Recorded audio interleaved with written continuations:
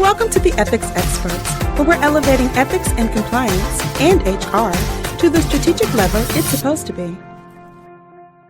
Hello and welcome to the Ethics Experts. If it's your first time joining us, welcome. And if you're a returning subscriber, hey, how's it going? Great to see you again. See what happens when you subscribe to the Ethics Experts. You get a bonus greeting on every episode. I am here with the Bianca Forde, former federal prosecutor, compliance leader to the stars. And so ready to jump in here and hear about your interesting background and what you bring to the table, because I think you have a lot of really interesting perspectives. Thank you. Happy to be here. Thanks for having me. So you're a former federal prosecutor, but before that, you were a litigator. Yes. I love having litigators on the show because you guys really have a unique skill set that I think it's a unique skill set because you have to get really good at a lot of different things. You have to get good at getting smart at things quickly. And then I see, as I talk to more and more litigators, like it just lends itself to so many different types of experiences. For sure. What was it about in law? When you were, I'd love to hear about what made you want to go into law school, but like when you were in law school trying to pick your direction, how soon did you know that litigation was for you? And what was it about it that really attracted you to it? Yeah, great question. So I'm one of those people who can honestly say I knew I wanted to be a lawyer when I was 6. I was sort of an outspoken child, and my grandmother gave me the benefit of saying to me, "Hey, you should be a lawyer. You always have something to say. You always have an argument that you want to make." Mm-hmm. So it kind of stuck with me. I did think about other opportunities, other career paths when I got to high school, but I just came back to law. And when I got to law school, I think I hadn't had experience to anyone who had practiced in a large firm environment. Most of the context that I had for what lawyers did was trial work. I was a big fan of Law and Order. I grew up watching Perry Mason and Matlock. So trial work and litigation was what I knew. It wasn't until my first summer, I summered after my second year, I summered at the now no more, may it rest in peace, Dewey Valentine. And during that experience, I was able to have some corporate exposure and litigation exposure. But, growing up, advocacy was always just a part of who I was. So it didn't take a really long time for me to realize that I wasn't really interested in like contractual negotiations. I really wanted to advocate. And any space that allows me to use that skill set is a space that makes me happy. So that's part of what led me to leave big law and go to a U.S. attorney's office. I'd met so many former federal prosecutors who just described the role as the best job they'd ever had. I knew I wanted more autonomy. I knew I had this gift for advocacy that I felt was largely being underutilized.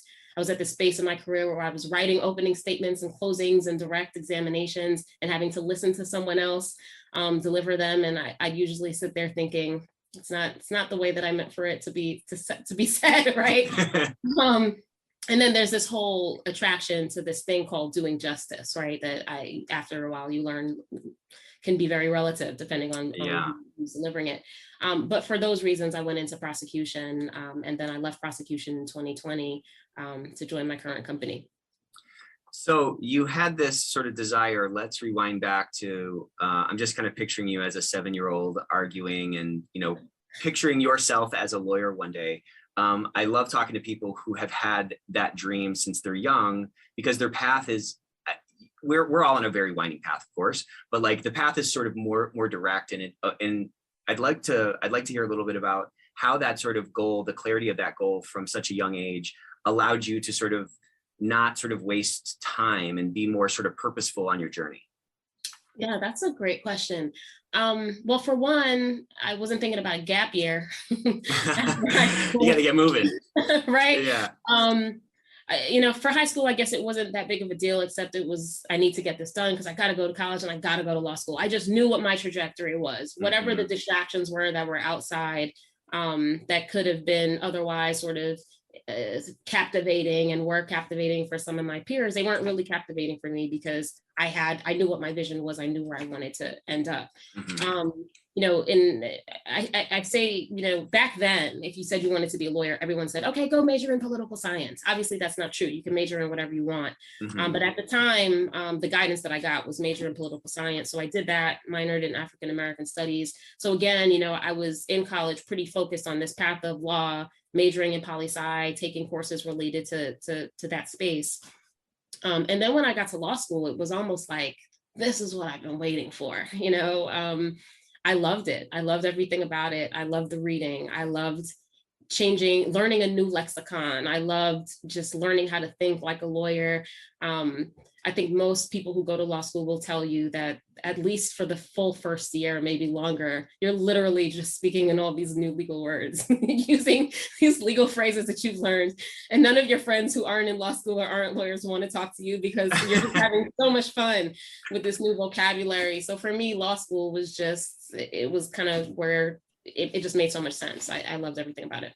Can you imagine if you got there and you were like, oh my gosh, this is not what I was expecting? I mean, it's so refreshing to have had this sort of dream about getting to the promised land, and you cross the Jordan and you land there and you're like, this is it. This is perfect for me. How, you know, tell me about how that felt, that like reinforcement, because I'm sure there were some sort of anxieties, or maybe not, I don't know. Were there some anxieties before you got in, and how quickly did like the glove fit? You know what I'm saying? Yeah, I guess there's always anxiety around testing. Okay, I got to take this LSAT. I got to do well. I got to get into a good school. And then you get to law school. And again, no lawyers in my family. I didn't have a lot of the insights that some of my peers had in terms of how important the first year was. Luckily, I learned that pretty early. So you get there and then that anxiety builds. I have to do so well my first year. You learn that these large firms exist and how competitive they are, and you have to make yourself marketable for them. Right. So you have to be a part of this and that organization and make sure your grades stay up. So, you know, those pressures were there.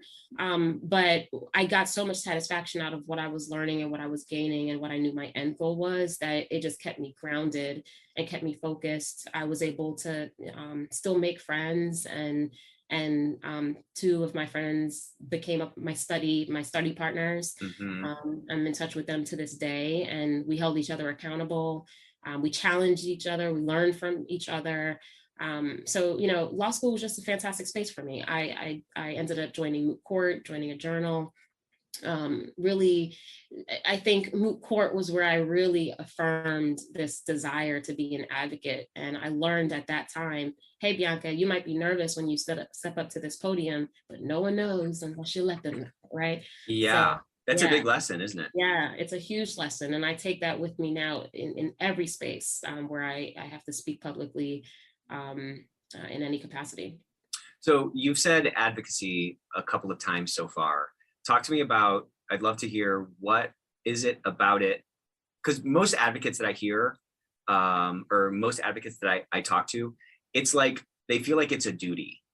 And so maybe talk to me about, what is it about advocacy that has like rested on your heart for so long? And what is it like, what angle and what kind of an impact do you seek to have, sort of on a micro and just even on like a macro level? Yeah. So for me, I think it's there's a rush to it. There's like an adrenaline to it that I discovered the first time I ever had the opportunity to speak in court. And it continued when I was a prosecutor and I got to stand up in front of juries. It's something about, especially trial work, because trial work, oftentimes you have the big picture. You step into a courtroom, the judge has learned a lot over the course of the time that a case was pending, but the jury knows nothing. Right. And you have this complicated matter generally, and you have to present it in a number of different types of puzzle pieces, and then ultimately you get to bring it all together.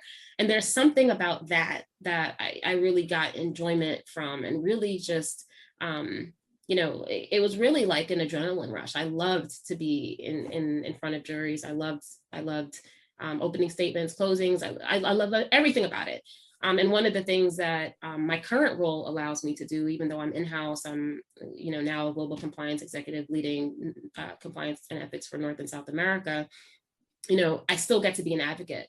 I still get to take whatever my vision of what this ought to be as a leader of a function, use data to support what it is that I believe we ought to do. And I get to present that to leaders. I get to seek buy-in from leaders and just bring them in to what I'm thinking and help them understand the why.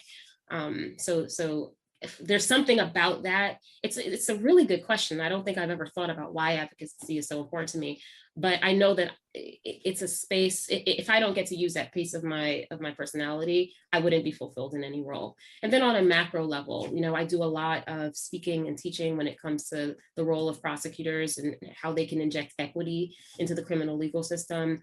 I co-founded an app regarding racial pay equity, because so much of the racial pay gap is misunderstood. Yep. As a community, as a society, we focus on the gender pay gap, which we should, but there's so much also racial inequity in pay that isn't as well researched. So, my advocate in a macro level goes into those spaces. My advocacy on a macro level. So there's like 30 different things I want to ask you right now. So the prosecution thing, and that is super interesting. And I always love, so much of our lives is persuasion, right? You're trying to, when you're talking to a jury, I can just sort of imagine, I guess I've seen a bunch of courtroom dramas, but like, you don't know these people. You can kind of assess at some level, maybe where they come from, or you can make assumptions, but bottom line, it's a diverse group of different minds and hearts and experiences that you're trying to persuade and trying to pull this, to your point, this sort of really complex story and grab the right pieces that are going to resonate and make the arguments and so forth that are going to resonate to get the outcome you want. Really? Like, that's a very sort of contained, self-contained type of exercise, right? Like, you're in a courtroom, there's a process and all that kind of stuff, but it lends itself, and it's such like a dojo, it's for like a martial art or something that you can bring out into the streets and bring into your work and so forth. And, maybe in another life, if I don't come back as a butterfly, I'll come back as a prosecutor or something, or as a litigator of some sort, because like, I just love the game. And I just see that experience just lends itself so well to like driving change, right? Whether it's driving change in an organization, or I'm sure you can drive change in your family pretty well. You can make good arguments and all that kind of stuff. Maybe your grandma was right about you as a 7-year-old. But what I see is so much of the ethics and compliance game is about persuading, right? We have to persuade our leaders to give us the budget we need, or we have to persuade other people in other parts of the organization because we might not have the explicit power to do what we want them to do. And at a sort of a really high level, we're trying to persuade a group of people in our organization, our teammates, employees, whatever, to act ethically on a day-to-day basis. If you could, at a high level, talk about how you're able to pull some of those things and put those into practice as you stepped from, as you kind of stepped in-house into this sort of global compliance role. Yeah.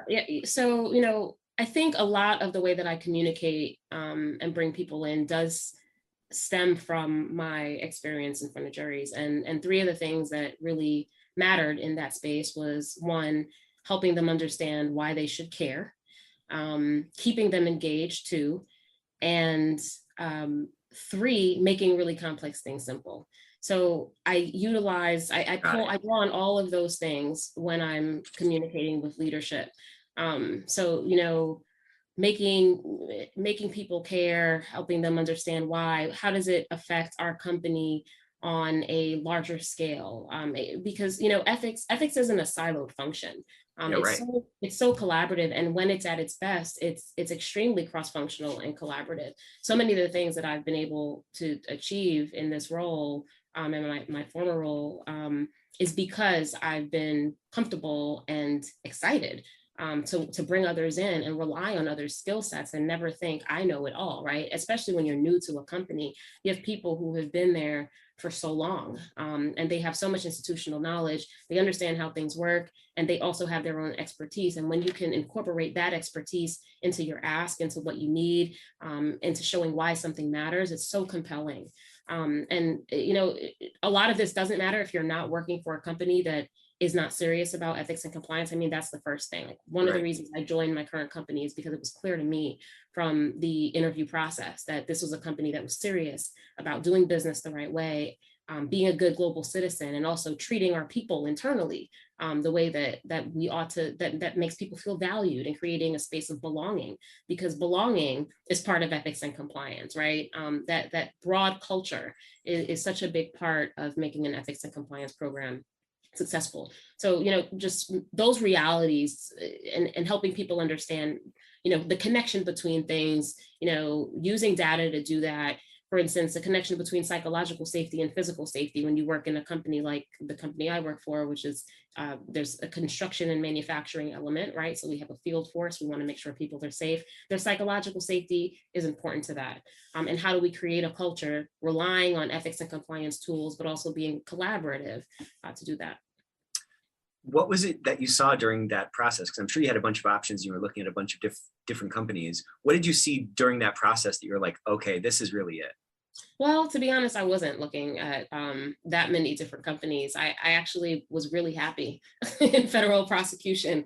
So, you know, it was the role that intrigued me. It was the mission of the company that intrigued me. And also prior to getting promoted into leading ethics and compliance as a function for the Americas, I was leading global investigations. And when I transitioned into that space, I was working with a former federal prosecutor and 2 former FBI agents. So it was like this very seamless transition from my prior work, but it was during the interview process and understanding where the company was going. They had recently spun off from a parent and they were operating independently and solo for the first time, and just helping to contribute to, you know, building a compliance program that was not just focused on rules, but on culture.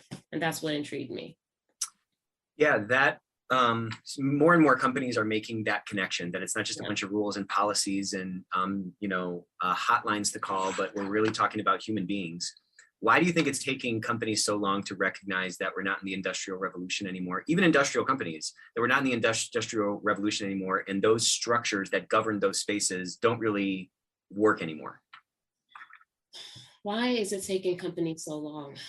It's a good question. I think that just as sometimes people just get so focused on checking the box, right? Mm-hmm. You have, for instance, DOJ from time to time will issue guidance on what an effective corporate compliance program looks like. And people, you know, compliance leaders sometimes think if we check all these boxes and we have a working compliance program, and focusing largely on some of the bigger ticket items that make companies really afraid, right? The bribery, the antitrust risk, but not recognizing the connection between culture and how that also impacts those big ticket risks. So why is it taking so long? It's a really good question. I think it's just a matter of, I think we're just transitioning in a big way as a society. And I think companies are getting the point. You're seeing a lot more transparency. Uber just released a report prefaced with the fact that, you know, we don't love all this data, but we're going to embrace it and we're going to get better because we're embracing it. And it's just culturally as a society, I think we're just moving in this space of transparency that people are just going to have to jump into and move along with. Where do you think the line is between this change being driven by a generational difference, where people in our generation sort of see things a little bit differently, versus a light bulb moment that's happening irrespective of generation, but it's just happening sort of at the higher echelons of power? I think part of it is a generational difference. I think one thing about, and I don't know, I think I'm on the cusp of the millennials, right? We like to know why. Don't tell me what to do. Help me understand the connection between what you're telling me to do and why it matters, the impact that it's going to have.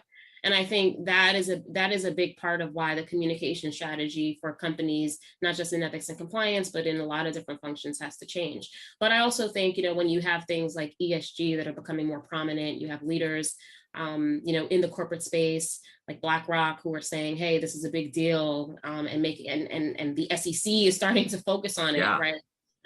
You have to adapt. You have to change the way you do things. You have to do more than check a box. When you become measured on the accuracy of your reporting based on those sorts of principles and those ideals, it requires a light bulb moment and a change. So I think it's a combination of things. Yeah, that's probably right. I think that's a pretty good answer. So just know that I think that I like that. Okay. But my friend, listen to this is crazy. My friend runs a company that's like a $500 million company, and they were doing a refi of all their debt. And so they were shopping it around to a bunch of the big banks. And do you know every single bank was giving them basis point reductions on their debt based on them hitting ESG metrics? Wow. What do you think about that? So we're going to do a webinar on that, because what an opportunity for E&C because so many people that we talk to so many people that we talk to end up having a hard time sort of articulating what their value is to the broader organization, particularly in those types of organizations where these light bulb moments haven't sort of happened, which it seems like a lot of them have happened in the spot that you're at, which is phenomenal. There's a lot of people that are still sort of stuck in that sort of 1990s style E&C program, and it's a necessary evil and it's a check the box function, stuff like that. Right. What a great opportunity to really show like, hey, this is not just a check the box thing. We can actually hit these numbers and directly reduce our cost of capital. I mean, that's nuts. Absolutely. So a couple of other things I want to kind of circle around to before we move on to some other topics is, you talked a lot about equity, and you talked about the racial pay gap, and that there really hasn't been as much like research done on that side of the pay gap discussion. It's really, I mean, anybody talks about pay gap, they're talking about the gender pay gap and stuff like that. Why has the racial pay gap, which I think is obviously there, why does that not get attention? And I mean, maybe I'm answering my own question, but well, I'd love to hear what you think. What's going on there? I think it's a combination of things. I think that there are a lot of complex matters because of the way that our society is structured, because of systemic bias, systemic racism, structural racism. It makes the matter a lot more complicated, and I think that level of complication makes the research more difficult to do. I think as a general matter, we just haven't been focused on it, even though when the research is done, statistically, it's demonstrably there, right? Like we know that last year, Black women, for instance, had to work until August of the year to make what men made in 2020, right? So from January 1, 2020 to August of 2021, that's when Black women caught up with what predominantly white men made in 2020. That's absurd. We know that over the course of, it's predicted right now that the racial pay gap will persist for another 200 years. Is that acceptable? Jeez. Absolutely not. There's so much that we can do about it, and it's a big interest of mine. Do you think that, so the bias is this really interesting thing that I've learned, I'm trying to learn more about. I just read this book, this Daniel Kahneman book. That's the guy who wrote Thinking Fast and Slow. And his new book is called Noise. Have you heard of this book? No. Super interesting. So it's talking about noise in decision-making, and they kind of frame out the book by talking about how much noise there is in like sentencing in the court system, and how that changes on a racial basis, how it changes on like time of day. They've even statistically proven that like if a judge's home team, on Sunday lost, like I had not heard that. It's insane. It's wild. And so obviously bias exists. Obviously there's noise in our decision-making. And again, it kind of ties back to his first book, which is about these sort of two different systems that we as human beings use to make decisions. It's a system one and a system two. System one is our gut and our emotions. And then we have the system two that's all logical, and it's the inputs and outputs. And I think we live in this system two body, but it's really a system one body, which obviously where all this sort of bias resides. And so when we're talking about bias and we're talking about, pay gaps, whether they're gender-based or they're racial-based or whatever, we're fighting against sort of a bias that resides in sort of a part of us that people don't even like want to acknowledge that is actually steering the ship. You understand what I'm saying? Yeah, so sure. Why do you think, and I guess my question is, why are men able to do gender pay gap analyses maybe easier than racial pay gap analyses? Because I think the bias resides at a deeper level. I think the racial pay gap and like the anti-racism and the bias that comes with all of those kinds of things, it feels like it's more difficult for people to like palate and like talk about. And I just wonder if you think there's some kind of an influence on that in why this piece of the pay gap discussion is like back in the corner. Because people don't want to recognize the history of our country, right? We see it in the rejection of critical race theory learning in schools. And, I think you see it in every space in terms of excuses that are made for why things happen a certain way. So, as an example, in the criminal legal system, you see statistics that will say, okay, 80% of the drivers that were searched were Black, right? Mm-hmm. In a city where 40% of people are Black. And there are some people who will justify that and excuse that and say, well, that's because Black people commit more crime. But is it because Black people commit more crime, or is it because of the way that we target communities that are low income and tend to be more minority occupied, right? Is it the way that we police those communities that result in people within those communities having more criminal contact, more criminal exposure? Because, from a DC perspective, I live in Washington, DC, the way that the police operate in Ward 8, Anacostia, Congress Heights is very different from the way they operate in Georgetown. So, when we start to really embrace and recognize the way that just our history, the history of our country, the history of policing, the history of discrimination impacts every space, then we can start to be more honest, intellectually honest about how we're dealing with these things. And as a country, we're not there yet. And I think so many different recent events make that very clear. Yeah, it's an interesting problem because we don't know like, how do you fix it? Why, are we spending too much time with like this attribution analysis on whether it exists or not? I mean, if you step outside and it's raining, you don't have to like debate that much about it, right? That's very clear, but it's like not clear for a lot of people. And it just ends up like infecting so many different things. And, I'm particularly interested in workplaces because, I don't know, that's what my business is. That's what we kind of in ethics and compliance are trying to sort of fix on a sort of a tangible, direct level. And we frankly spend so much time at work, but you still see the same, I mean, I guess we're talking about the same thing at some level. You see the same sort of like infection sort of everywhere. Like, how can we be advocates in our organization to fix these kinds of things in our little bubbles, in our little corners of the world? And how does that lead to your vision of, the future? Yeah, I think corporations have a big role to play. One of the things is education. When we become aware of our biases, we can interrupt them and we can choose to do something different. I used to have a bias for big dogs. I didn't realize it was a bias until I met my husband, who has a Yorkie. And I originally had zero You mean interest. literal dogs? Okay, gotcha. Dogs, yeah. I had no interest in getting to know poor little Sammy because I was like, look at this little dog. I'm a Rottweiler girl. Like, get me a Rottweiler. But that was a bias, right? I was used to growing up with German Shepherds and Rottweilers. And that's a very simplistic way of just explaining that we do have these inherent biases that impact our judgment, impact the decisions that we make. We have affinity biases that draw us to people who are more like us, who sound like us, right? It might make us more resistant to putting someone with an accent on a project, for instance, right? These things play out in so many different ways. So I think for corporations to begin educating, and there's so many different ways to do it. My current company engaged an outside vendor to do these sort of mini trainings. They were about maybe 7 minutes at a time of learning in different components for a number of weeks at a time.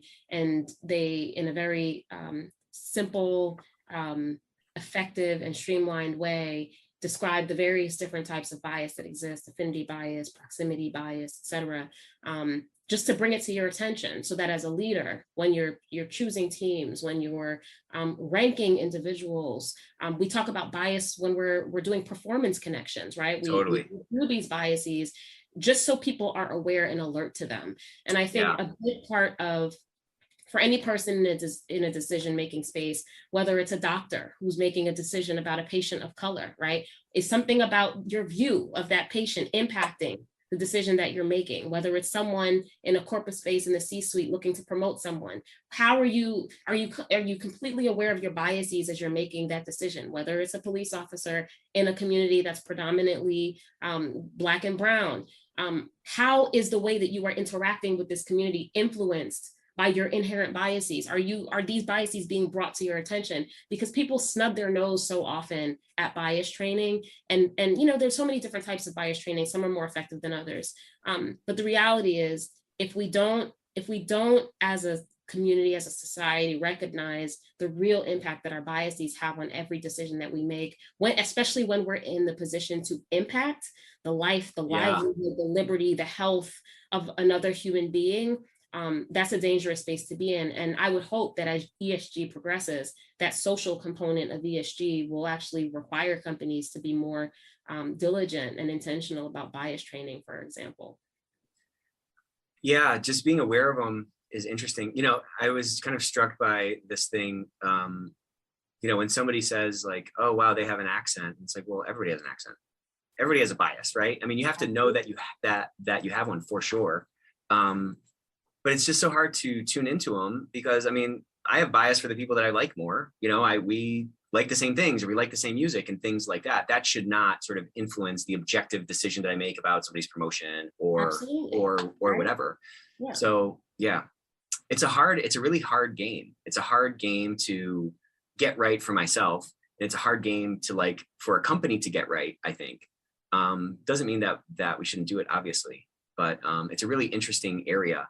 What are you seeing in your teaching and in your education that you're doing? Because you said that you do a lot of education and a lot of sort of, outside of work advocacy work. Like, what's sort of top of mind, and what battle are you engaged in right now? Pick one. You can only pick one. I'm kidding. I don't believe in fitting into a box. I love my current work as a compliance executive. So that's a battle I'm engaged in, right? How can I help us always? How can I be conscious of what our data shows and how we're using it to be better, to improve our culture, to improve our company, to keep us moving in the right direction from an ethics and compliance perspective. I will always have there's once a prosecutor, always a prosecutor, right? My heart is very much still aligned with how prosecution can be better and really, use how prosecutorial discretion can be used to lead to more equitable criminal legal system outcomes. So that's a battle that I'm engaged in to a degree. I wrote a book on it, so it's hard to walk away from it once you've done that. And then the pay equity piece is newer, in progress, building. But I don't believe in fitting in a box. I think that when we have passions, they come into our heart for a reason, and our only responsibility is to make time to see those things through, because I don't think it's a coincidence that our passions are our passions. That's an interesting way to think about it. Almost like the fates cast that desire on you, and it's your sort of duty to run it down. I mean, that's a pretty powerful way to open yourself up to new opportunities and new change to drive. Tell me a little bit about that book. That sounds pretty interesting. Yeah, so it's called Prosecuted Prosecutor, a Memoir and Blueprint for Prosecutor-led Criminal Justice Reform. And it really is just about how, there's so much. For one, there's a lot of criticism about the role of the prosecutor and all the bad things that prosecutors do, but not as much guidance, especially for line prosecutors. And by that, I mean the non-electeds, the non-appointed, the non-leaders of the office, the people who are on the line, so to speak, day to day, going to trial, going to court, managing the cases. There's less guidance for how the people at that level can impact equity in the system, especially if they're working in an environment where it's not progressive, and those things are not significant to the leadership of their organization. So the book is really focused on that, as well as the course that follows it. So that's what the book is about. So, I mean, you've worked in a bunch of these different situations and had a bunch of exposure to it, obviously enough to write a book. So how much of, you said, in an area that's not progressive, I would just imagine, this is just my guess, I would just imagine that these teams are, they have the line person, and then they have the person that's elected into that position. And then that's part of this broader jurisdiction that they're in, or this broader, area. How does the leadership of that elected person affect and drive the actual execution of what's happening on the line? Yeah, well, the leadership sets the priorities, right? It's just like in the corporate space, when you hear tone from top, right? Tone from the top is something we focus on so much in the corporation. It's the same thing in the prosecutorial space, or any agency for that matter. The leaders or the leader sets the priorities and sets the agenda. So when in the prosecutorial space, it impacts how line attorneys, trial attorneys, make their decisions on their cases. What do they prioritize? And things like that. In the same vein, on the corporate side, one of the things that we may have touched on is what corporations can do better, what organizations can do better when you focus on the tone from the top and you ignore the middle, right? Yeah, right. Have the closest connection to the people on the front line in the field, if your company is set up that way. When you ignore bringing those people in and making sure the tone from the middle is correct, there will be gaps, right? You're not going to touch the people who are closest to your customers, et cetera. So it's the same thing. Leaders set the vision, but you have to include supervisory folks in the middle, and then our line folks who technically, whether it's the field, if it's the prosecutorial space, it's in the courtroom, right? And messaging is just so powerful and so important to all of those spaces. And what's been so fascinating to me as someone who transitioned from prosecution into compliance is the many parallels between the two spaces. Yeah. And one of the things now that I'm in this global compliance space that I find so interesting is so many of the people who end up leading government agencies, prosecutorial offices, they come up through the ranks. They don't have the benefit of working in a space like global compliance, where you are consistently thinking about the bigger picture, and relentless root cause analysis. What would our criminal legal system look like if we took the idea of relentless root cause analysis into that space and we stopped just addressing the symptom of the problem, right? The crime, and started thinking about what's behind it, the poverty, the lack of education, all of these other systemic factors that contribute to why people become entangled in the criminal legal space. So I want you to know that when you start hearing me say relentless root cause analysis in the future, there's an implied asterisk crediting you with that, because that is such a critical piece of everyone's job, or the ones who can really elevate and really make that impact.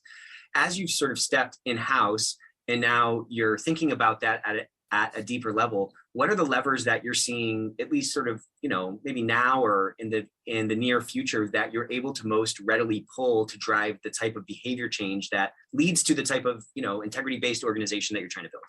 What are the levers that I'm most readily able to pull? I think the lever of transparency is such a big deal. And when you want to change behavior, again, thinking about culture over rules, so many companies have policies and you read them and it's like, well, a lawyer wrote this. This doesn't really resonate with me. How do you bring those policies to life?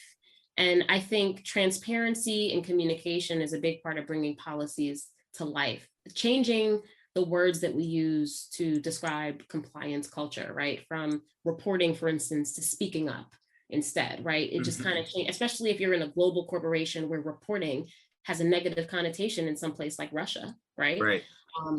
And even in the US, right? Criminal legal space, snitching is reporting. Yeah. So how do you help people understand that connection between speaking up and making the company better, speaking up and innovation?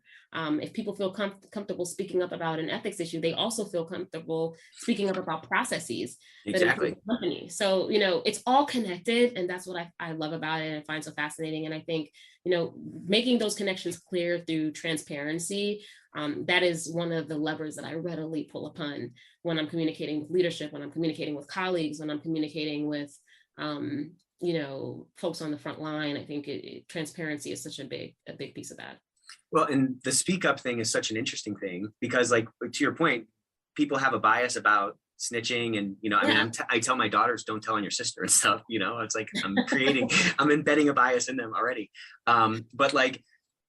But in the same breath, everybody wants a voice. Everybody wants their voice heard. Everyone wants to feel part of something. And there's this like perpetual, motion, or this perpetual motion machine that is our economy and our corporations that chew people up and spit them out. And people come into new jobs jaded and bringing sort of workplace trauma with them that prevents them from engaging, or at least being guarded, or wearing some sort of carapace of, I don't know, whatever protection that makes them be inauthentic, and then leads to sort of an inauthentic culture. And it leads to the words on the wall not being actually lived out and not having a voice and so forth. And piercing that thing breaking that down allows for so much magic to unleash, because I think at our core, we're all kind of red-eyed and bushy-tailed. Everyone wants to work in an organization that's doing good in the world. And I mean, aside from like the 2% of people, or maybe 5%, that are like true psychopaths, like everyone wants the world to be better. And, you know, it's almost like we're scared to have that vision of the future because we don't want to feel stupid or be let down. Like, I mean, I at least was when I first got out of school. I got, you know, I was so excited to like see how like the real companies did it. And then I saw it and I was like, yeah. I was like, this is a disaster. Like, this is not how the case studies were written. You know what I'm saying? Like, this is crazy. It's not in the textbook. No, it's not. How do we marry those two things though? Like the transparency piece and the empowerment that we can give to people, that as a result, they'll feel more engaged and sort of part of the culture, while fighting against the sort of inherent bias they might have against, you know, telling on people or something. Because it's such a powerful piece, you know? Yeah, I mean, I think you got to think about how you're hiring, who you're hiring, and then how you're training, right? You made such a good point about people coming in with trauma and being scarred from the way maybe a prior organization handled a dispute, where they felt retaliated against, or even if you have a company that's been around for a long time and retaliation may have been a part of the culture, but then you have new people in place who are trying to change it. How do you change it? Well, first, communication, right? It starts with a policy, and then you bring that policy to life through training and communication, but then you walk the walk, right? You can't say you have a policy against retaliation and you want people to feel comfortable speaking up, and then you don't penalize retaliation, or you penalize it inconsistently. Or, you know, you penalize retaliation if it's from someone that, if it's committed by someone that is of less value, for instance, to the organization, than someone who's in an executive position that's influencing the bottom line. No, it has to be consistent. So, you know, it's all of those things. It's the policy, it's bringing it to life through training, communication, it's infiltrating from the top to the middle to the ground of the organization. And it's walking the walk and making sure that you're not just talking a good game when it comes to so many of these things. I talk to a lot of folks, and I think I get this. So that's a great point. It's a phenomenal point. It has to be sort of consistent, and it has to be, I think we're talking about authentic. It has to be authentic. It has to be real. It can't just be some word that some lawyer wrote. No offense to lawyers, wink, wink. But it has to be alive, and it has to be lived out every single day. You know, like if you go to a pool and it says no running, and then everyone's running, well, it's not really that important of a rule. Exactly. Yeah.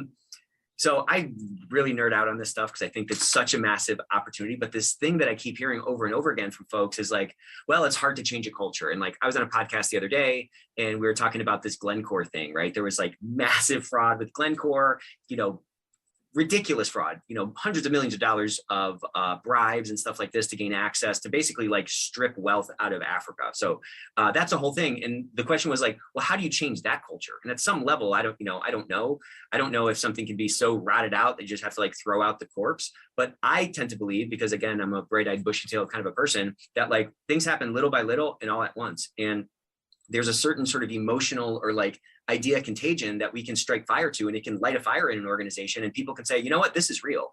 And so this to me, this whole culture thing and this engaging our workforce thing, it is like the thing that we're going to see over the next 10 years, I think, as we really do shed these shackles from like the Industrial Revolution and recognize that people are not automatons, people are not human resources, right? They're not labor units. They're human beings who go home every day and they have ideas and they have gifts. And if we as companies and corporations can unleash those gifts by making them feel part of something, then there's so many like ripple effects and positive externalities that rip out through our communities and rip out through our broader culture and stuff like that. So I love ethics and compliance because we're really like we're like the tip of the spear in some ways. So anyways, my rant is pausing. I'm pausing my rant for a moment. Talk to me a little bit about investigative work and how you're able to bring your experiences on, you know, the prosecutorial side into your organization, and what opportunities for improvement did you see? And if you don't want to talk about your company, maybe we can talk about it on a broader scale of like, you know, middle of the bell curve errors that most organizations are probably making on a corporate basis, so that people who are listening to this can say, oh, wow, I should try that, you know, tomorrow at work. Yeah, you know, I think that in terms of the first part of your question, what I brought in, you do a lot of investigations as a prosecutor. A lot happens before trial. There's this whole grand jury process, and that process is all about investigating and getting to the bottom of what happened and figuring out whether you're going to move forward with the case or not. So, I think a couple of the things that I brought in that were honestly already here because we had strong leadership and compliance when I joined my company. But confidentiality in terms of investigations is almost akin to grand jury secrecy, right? You can't have a compliance program that's respected if people don't trust that they can report and their peer won't find out. So that's such a big part of protecting the program, the integrity of the program, just the investigative process, the investigative techniques that we use. Obviously, we don't have subpoena power and we can't execute warrants, et cetera, and all that fun stuff. But there are other techniques that we use to get to the bottom of things, and we make sure we do it within the bounds of privacy, et cetera. And I mentioned consistency and discipline before, and just the general process from the start of an investigation to how we conclude and how discipline and corrective actions are determined, very similar to how an investigation in the criminal space might occur. A lot in what you said. We could probably have a whole webinar on that last paragraph that you talked about, but it's such an interesting piece of our world, and something that's so affectable, and it has such a sort of, I think, like cascading effect across the perception that people have in our organizations as to how real the tone from the top, or the policies that are coming out, or the trainings or whatever, how real are those things and how much do we actually care about them? Because I think we all have this algorithm that runs in our mind of like, it's like a BS tester, you know what I'm saying? Because we hear a bunch of things and we're like, all right, well, what's real and what's not real? And I think that investigation process is such an opportunity for organizations to really dial that in. So before we wrap up here, this has been a lot of fun. Let's go back in our time machine to the young Bianca, who's maybe just coming out of law school or maybe just about to go into law school, and give her some advice that you wish you had then. That light bulb thing that you're like, oh my gosh, man, if I knew this earlier, I would be 10 times bigger than I am now, or had changed way more lives than I have now. What is that piece? Be yourself, be your authentic self. You have a unique style that no one can replicate, and that is your superpower. Take that with you into every space that you enter, and you will be unstoppable. I feel like you were just telling that to me, so thank you for that advice. Oh my gosh. If you have 2 more minutes, I want to just hear, let's change that dial on that time machine, and let's go forward 10 years. How is our world different? How are our workplaces different? How has the work that you've done and others like you that are fighting the same battle changed the landscape of the world we're living in? I think that a big change that we should hope to see is that we've figured out how to navigate that line between bringing your authentic self to work while also embracing the authenticity and the differences of others. I think sometimes what happens is people think, you told me I can bring my authentic self to work. That means I can say whatever I want.